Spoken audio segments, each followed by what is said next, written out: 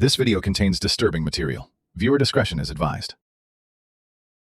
In the Soviet Union, the concept of a serial killer did not officially exist. Such madness was a capitalist disease. But in the southern city of Rostov-on-Don, a specter was about to prove the state wrong. We begin not with a murder, but with a failure of biology, of psychology, and of a system that refused to see the monster in its midst. Andrei Romanovich Chikatilo was born on October 16, 1936, in the Ukrainian village of Yablochnoye. His childhood was a catalogue of horrors. He grew up during Stalin's man-made famine, the Holodomor, surrounded by starvation. The defining trauma, however, came from a story his mother told him, that his older brother, Stepan, had been kidnapped, killed, and eaten by starving neighbors. As a child, Chikatilo was a chronic bedwetter. His mother would beat him for it, humiliating him. He later suffered from hydrocephalus, which contributed to sexual impotence, a condition that would become the engine for his rage. His only adolescent sexual experience ended in humiliation after he ejaculated instantly while overpowering a girl. He was a shy, inept man who failed his entrance exam for Moscow University. He became a teacher, but it was there that his pathologies surfaced. He was ridiculed by his students, who called him the goose for his awkward appearance. Frustrated and impotent, he began molesting students. Instead of prison, he was simply shuffled from school to school. In 1978, at the age of 42, Chikatilo's fantasy became reality. He lured 9-year-old Yelena Zakotnova to a rundown hut he had secretly bought. After trying and failing to rape her, he strangled her and threw her body into a nearby river. Police found a witness who had seen Chikatilo with the girl, but his wife provided an alibi. Desperate for a conviction, the police arrested a young man with a prior record, Alexander Kravchenko. Under brutal interrogation, Kravchenko confessed. He was tried, convicted, and executed for a murder he did not commit. Chikatilo, emboldened by the state's incompetence, suppressed his urges for 3 years. But in 1982, he began to kill in earnest. From 1982 to 1984, the body count exploded. Chikatilo prowled train stations and bus stops, preying on runaways, prostitutes, and children, the marginalized people the state ignored.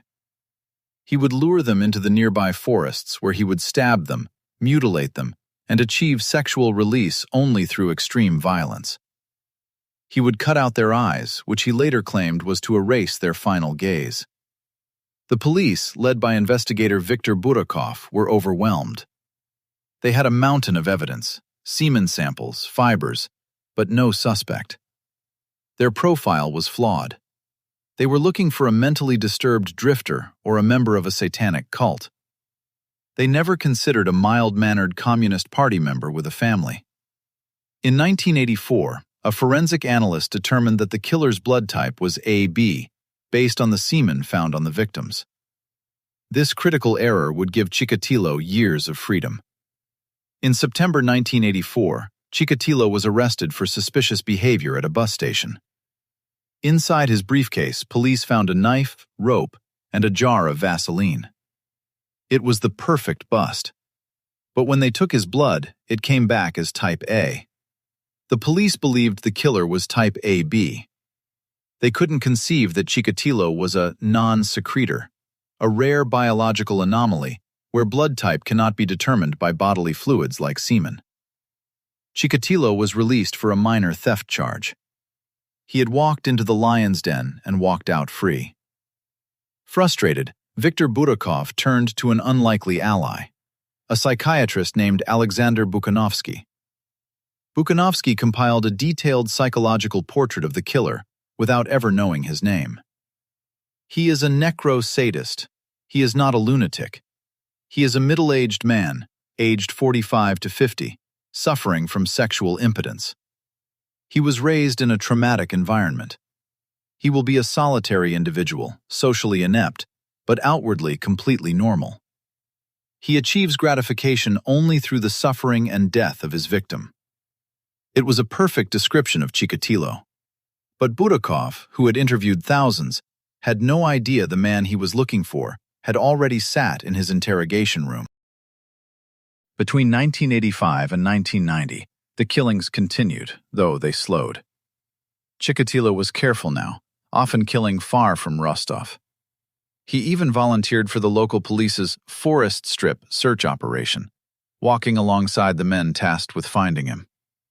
On November 6, 1990, Chikatilo killed his final victim, 22-year-old Sveta Korostik. After stabbing and mutilating her in the woods, he walked to the Leshko's railway platform. His clothes were dirty and his hands were bloody. A plainclothes officer, Igor Rybakov, saw him washing his hands in a well. When the man gave his name, Andrei Chikatilo, Rybakov recorded it but let him go. When Korostik's body was found the next day, the name Chikatilo surfaced from the 1984 arrest file. The surveillance began.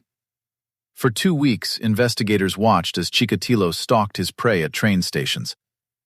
On November 20, 1990, he was arrested while walking home from a clinic. For days, Chikatilo denied everything. But the investigators played their final card. They brought in Dr. Bukanovsky, the psychiatrist.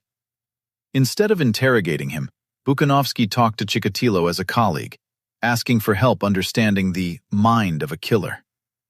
Flattered, Chikatilo opened up. He confessed to 56 murders. He described in clinical detail how he would stab his victims, how he would bite off their tongues and nipples, and how he would drink their blood to achieve orgasm. He led police to undiscovered bodies. The trial began in April 1992. Such was the public fury that Chikatilo was placed in a massive iron cage in the courtroom to protect him from the victims' families. His behavior was erratic. He would sing, scream obscenities, claim he was pregnant, and expose his genitals to the court.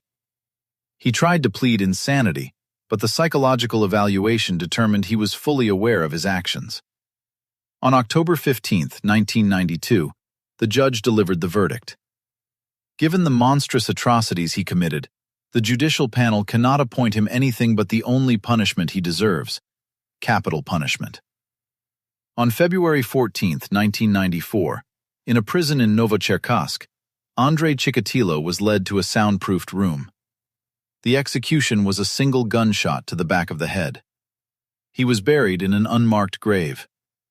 The state that had created him, protected him, and ultimately destroyed him, wanted him erased.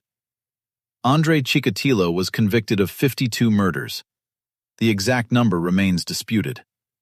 The innocent man executed for Chikatilo's first crime, Alexander Kravchenko, was posthumously exonerated. Thank you for watching.